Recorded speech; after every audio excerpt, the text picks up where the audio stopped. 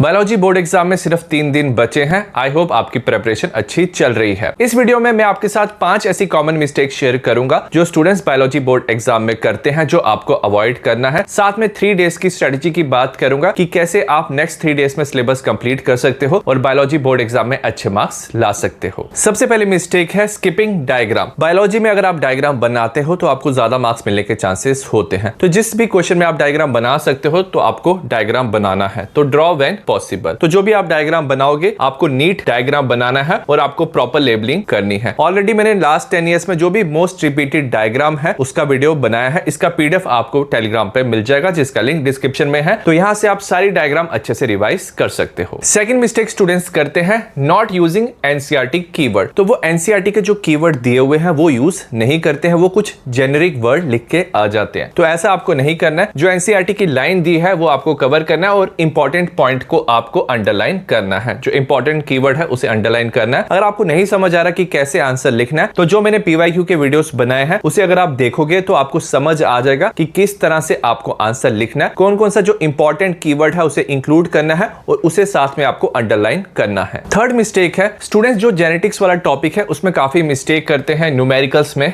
Crosses में। मैंने देखा बहुत सारे स्टूडेंट्स को पेडिग्री एनालिसिस में प्रॉब्लम होता है, तो इसका ऑलरेडी मैंने वीडियो बनाया है। तो जो मेरी बायोलॉजी की प्रैक्टिस प्लेलिस्ट है वहां पे आपको वीडियो मिल जाएगा, इसको जरूर कवर कर लेना। साथ में मैंने देखा है स्टूडेंट्स को न्यूमेरिकल्स में भी प्रॉब्लम आती है, जैसे हार्डी-वेनबर्ग प्रिंसिपल की फ्रीक्वेंसी निकालनी होती है। तो यहां से आप न्यूमेरिकल भी क्वेश्चन प्रैक्टिस कर सकते हो और साथ में जो क्रॉसेस वाले क्वेश्चन है उसका भी मैं जल्द वीडियो लाऊंगा। फोर्थ मिस्टेक स्टूडेंट्स करते हैं पुअर आंसर प्रेजेंटेशन। तो वो ठीक से आंसर नहीं लिखते, पैराग्राफ में लिखते हैं। बट अगर आप पॉइंट्स में आंसर लिखते हो, बुलेट पॉइंट्स में, तो ज्यादा मार्क्स मिलने के चांसेस होते हैं। इंपॉर्टेंट वर्ड्स को आपको अंडरलाइन करना होता है। मैं बहुत जल्द पेपर प्रेजेंटेशन पे भी वीडियो लाऊंगा। जो टॉपर का पेपर है वो मैं आपको दिखाऊंगा कि कैसे आपको पेपर लिखना होता है। फिफ्थ मिस्टेक स्टूडेंट्स करते हैं इग्नोरिंग क्वेश्चन डिमांड। तो जितना क्वेश्चन में पूछा उतना ही आपको लिखना है, एक्स्ट्रा आपको नहीं लिखना है। जैसे डिफरेंशिएट में आपको टेबल बनाना होगा, जैसे कुछ आपको नेम पूछा सिर्फ आपको 1 वर्ड में आंसर देना होगा। अगर एक्सप्लेन दिया है क्वेश्चन में तो आपको स्टेप्स और डायग्राम बनाना होता है, तो ये आपको फॉलो करना होगा। सबसे पहले हम उन स्टूडेंट्स की बात करेंगे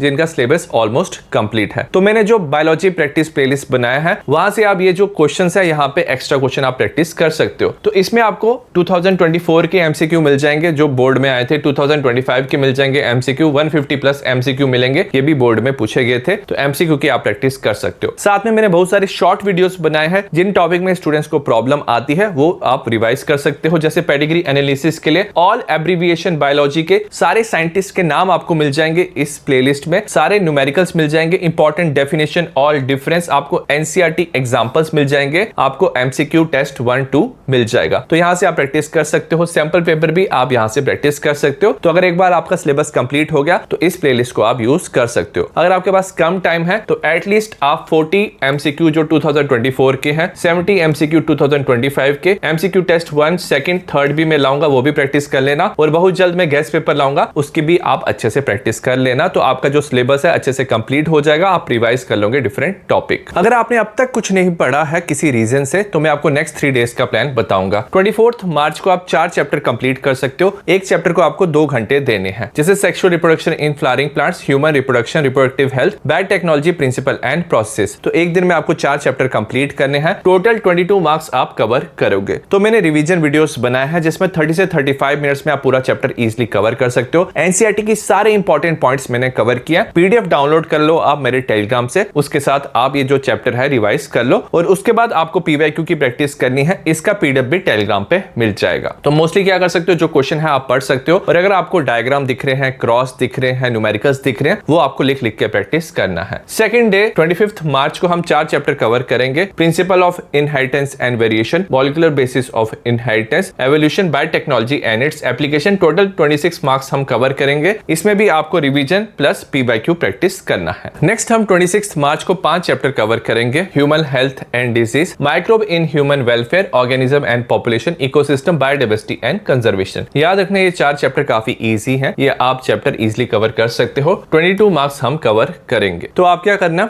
रिवीजन वीडियो के साथ PYQ देख लेना, PDF आप यूज कर सकते हो, ऐसे आप पूरा सिलेबस कंप्लीट कर सकते हो। बट अगर आपके पास कम टाइम है तो एटलीस्ट जितने भी PYQ है उसकी अच्छे से प्रैक्टिस कर लेना। तो ये रहा 3 डेज का प्लान। अगर आपने नेक्स्ट 3 डेज हार्ड वर्क किया, डेडिकेशन से पढ़ाई की, तो डेफिनेटली आप बायोलॉजी में अपना मार्क्स इंप्रूव कर पाओगे और आपके अच्छे मार्क्स आएंगे। So in the next video, bye.